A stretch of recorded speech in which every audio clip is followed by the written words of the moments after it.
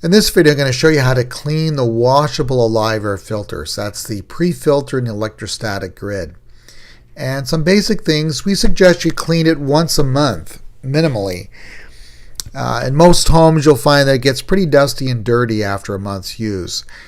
And then every third month, check the HEPA filter. That's the cloth filter right behind the electrostatic part. And I'll show you the picture of that in a second. And the way to check that is just hold a white sheet of paper up against it, and if it's grayish or brownish, change the filter. You know, your health and your lungs are worth more than the modest cost of a new filter. And then we suggest you run it 24/7. The ones in my home run 24/7.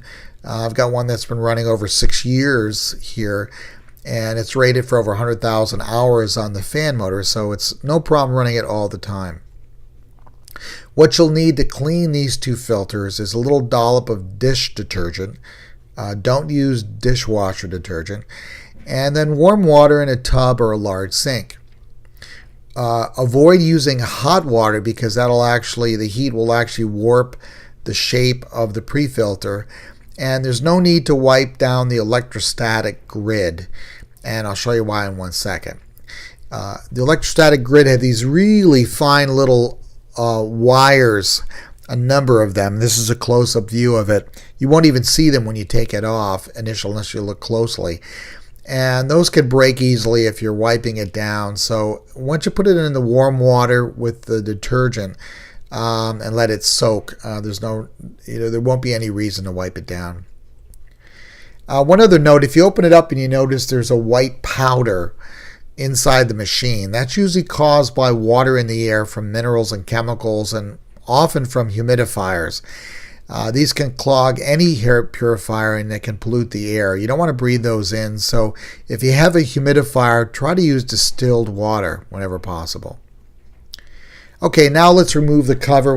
We can take the filters out and then bring them to the sink.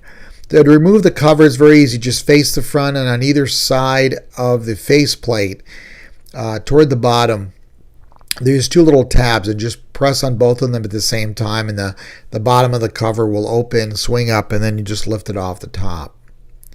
Once the cover's off, you'll see the black plastic, which is the pre-filter, which is attached to the back of the electrostatic.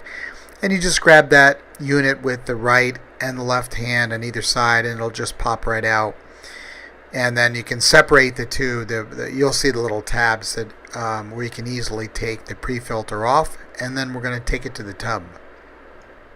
And then just drop them into the tub with your warm water.